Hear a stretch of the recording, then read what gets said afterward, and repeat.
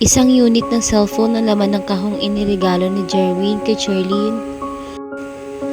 May kalakip iyong liham at picture. May kakaiba siyang naramdaman sa kaibuturan ng kanyang puso. Para bang gusto niyang kiligin habang binubuksan ng sobre. Binasa niya iyon. Charlene, "Hi, good day. Akala ko binubola lang ako ni Mami nang sabihin niyang you're very pretty. But I found it true when I got your picture, and I think she was right when she told me you're mabait. Your face shows it. So I'm looking forward to us being more than friends." Itinigil niya ang pagbabasa. Nabigyang pansin kasi niya ang nakasulat sa liham na more than friends. Naisip niya mukhang tulad din ng binatang ito si Mrs. Ilustre. Seryoso sa paghihiling sa kanya na kung iibig siyang muli ay huwag nang sa iba. Nasabi na kasi niya sa mami ni Jerwin na may boyfriend na siya. Ngunit ang katwiran nito ay hindi pa naman daw siya na ikakasal. May pagkakataon pa daw para magbago ang kanyang isip at puso. Talagang hindi nito tinututukan o tinutuldukan ang pag-asam na magkaroon sila ng relasyon ng binata nitong anak. At ngayon nga, nasa kamay na niya ang liham ni Jerwin. Napansin agad niyang may nagpapanais dong makarelasyon niya sa hinaharap. Hindi lang kasi nito hinihiling na maging magkaibigan sila. Obviously, he wished na sana'y mauwi ang kanilang relasyon higit pa sa pagiging magkaibigan. Nagpakawala si Charlene ng malalim na hininga. Pakiramdam kasi niya ay punong-puno ang kanyang dibdib ng sandaling iyon. Pagkuway, ipanatuloy niya ang pagbabasa. "Hoping na magustuhan mo ang regalo ko. Pagsasalamat yan dahil nagkakakilala tayo kahit sa ganito lamang paraan. Huwag mo rin sanang mamasamain ang pagbibigay ko. Hindi yan suhol. Natuwa lang talaga ako dahil nakilala kita." Pagkatapos niyang basahin ang liham ay tinitigan na niya ang kalakip na liham na full body shot picture ni Jerwin. Napangiti siya. Totoo rin kasi ang sinabi ni Mrs. Ilustre na gwapo ito, na syempre ay pinagmamanahan naman ng mukha nitong mabait. Clean cut kasi at wala ring manipis na bigote. Wala raw itong bisyo at mukhang totoo nga dahil maganda ang pangangatawan nito. She could see a bare belly in the picture. Kung may bisyo man daw kasi ito, iyon ay ang magtrabaho. Computer programmer daw ito sa isang software company sa Amerika. Ang ganda niyang ngumiti sa isip-isipan niya habang nananatiling nakatitig sa picture. Mukhang mabait nga. Napatingin siya sa kawalan. Totoo kayang wala pa siyang girlfriend sa Amerika? Ang gwapo niya kaya, imposibleng wala. Nagpakawala pa siya ng malalim na hininga. Pagkuway ng alumbaba, nahulog siya sa pag-iisip, kaya pansamantala ay nakalimutan niyang dapat ay nasa labas siya ng silid na iyon upang harapin ang kanyang trabaho. Baka naman may girlfriend na siya, nausa ni Charlene pagdakay na palabi. Baka pinagbibigyan lamang niya ang gusto ni Mrs. Ilustre. Nakulitan lang siguro siya sa mami niya kaya ganito ang nangyayari. Tinignan ulit niya ang hawak na picture ni Jerwin at doon siya ay nabutan ni Beth na pumasok ito sa silid na iyon. "Ang gwapo talaga niya," anang kanyang kaibigan nang maupo sa kanyang tabi at muling tinitigan ng picture na nag-iisang anak ng kanilang boss. Walang panama sa kanya si Richard mo, Che. "Tumigil ka nga dyan, Beth." "Hindi nga," sabi pa netong seryosong seryoso. "Kung ako ikaw, i-break ko na talaga ang boyfriend ko. Total naman ay siloso siya at madalas kayong nag-aaway dahil sa wala sa lugar niyang pagsiselos." Hindi siya umimik. Tinitigan niya ang kaibigang nakakatitig naman sa picture ni Jerwin. Nag-iisip siyang mabuti tungkol sa sinabi nito. Totoo naman kasi iyon, malimit silang nag-aaway ni Ricardo dahil sa pagsiselos nito.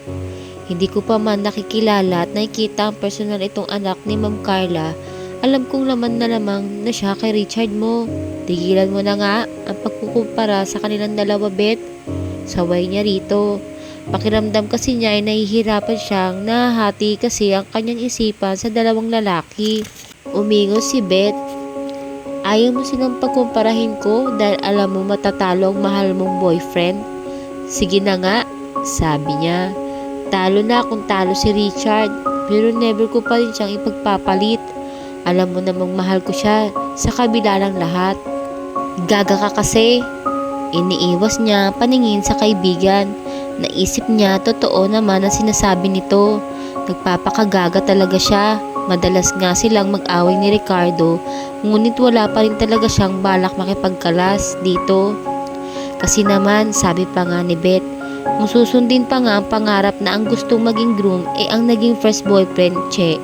Case to case basis din naman yan. Okay lang na pangarapin mong maging groom ay ang naging first boyfriend mo kung matino at makakasundo mo talaga. Sumimango si Charlene.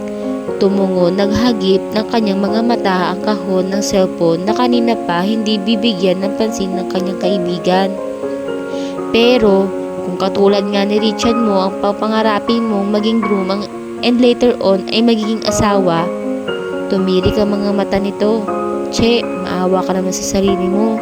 Kung ngayon nga'y hindi pa nga kayo mag-asawa ay lagi kanyang inaaway dahil sa wala. How much more kapag mag-asawa na kayo? Ay, ayokong isipin talaga. Napatingin siya sa mga mata nito ng tuwid. Nilabanan naman nito ang titig niyang iyon. Ipinakikita kasi nito sa kanya at pinadadaramdam ang maging seryoso sa sinasabi sa kanya. Totoo naman kasing itong nagmamalasakit bilang kaibigan. Che, baka everyday ay bubugin ka ni Richard kapag mag-asawa na kayo. Makita lang niyang tiyak na may kausap kang ibang lalaki ay aawayin ka at susuntukin. Aray, nasapu pa niya ang sariling mukha. Ang sakit, ayoko talagang isipin pero ganyan tiyak ang magiging buhay mo kapag siya ang naging husband mo. Hindi naman siguro, sabi na lang niya. Hindi naman siguro. Ulit nito, ibig sabihin, itataya mo ang buhay mo sa kanya? Paano ko ganyan nga mangyayari sa iniisip ko? Kawawa ka naman. Beth, hindi naman madaling gawin na basta ko na lamang i-break si Richard. Wala pa naman siyang ginagawang masama na pwede kong itahilan para maghiwalay kami. Hindi pa ba sapat yung hindi kayo lagi nagkakasundo? Hindi pa ba sapat yung lagi kanya inaaway? Nako, bahala ka na nga. Muli nitong hinawakan ng picture ni Jerwin. Minsan pa nga ay kinikilig na tinitignan iyon. Grabe talaga sa kagwapuan ng anak ni Ma'am, sabi pa nito. Kung ako lamang ang natipuhan ni Ma'am para sa kanyang anak, hindi siya magdadalawang salita sa akin. Napatawa siya ng mahina dahil sa ikinikilos nito. Totoo, tili naman ni Beth. Seryoso ko, Charlene. Sa mga katangiang ito ni Jerwin, daig ko pa ang tumama sa loto. Tinitigan din niya ang picture ng binata. May boyfriend na kasi ako.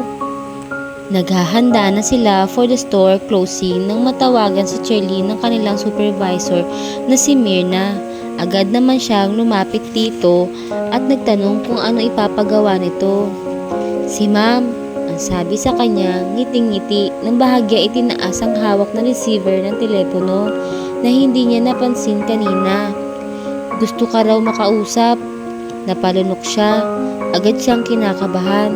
Bunga niyo na hindi agad niyang nakuha mula rito ang receiver na telepono.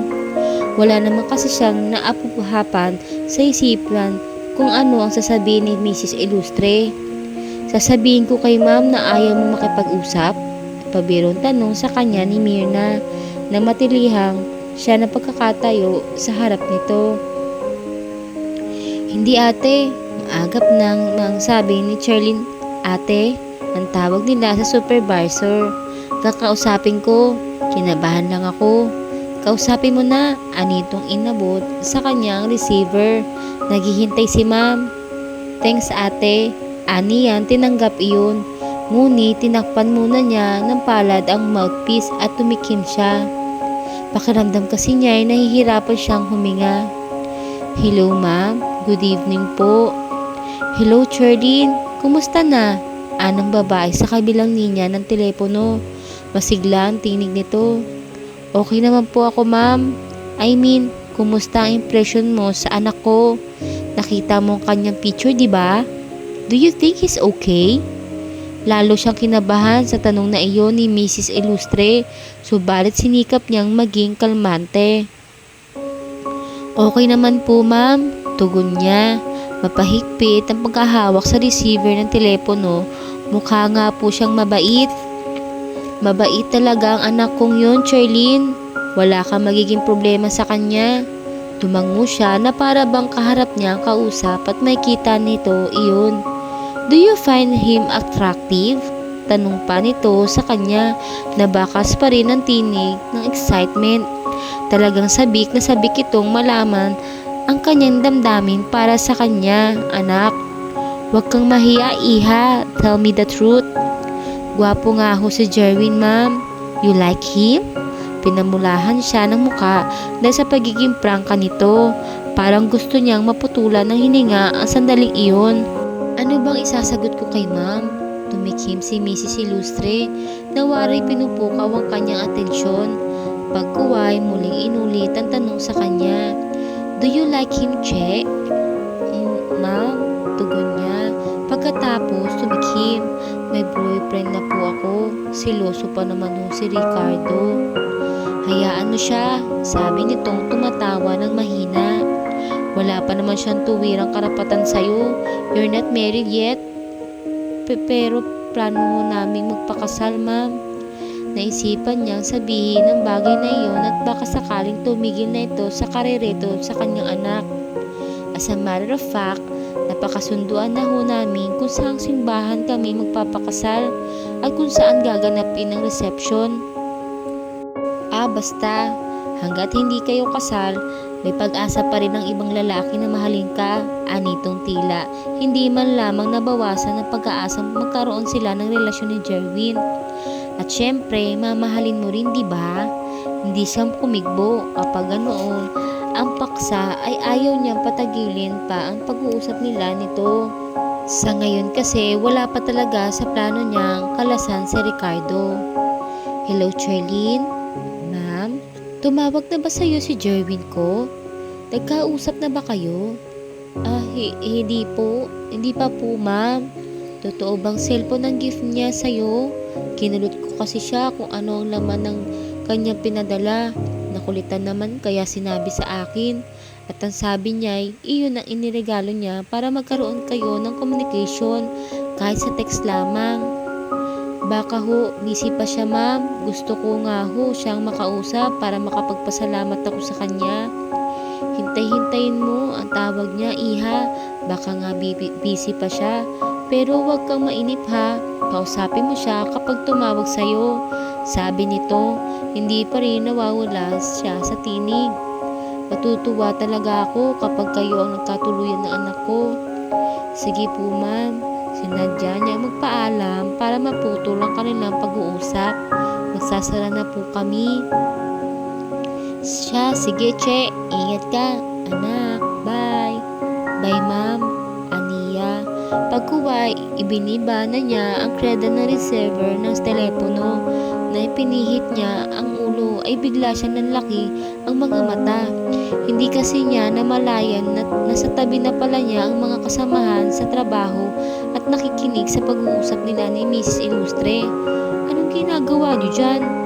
Inuulan siya ng biro ng mga ito.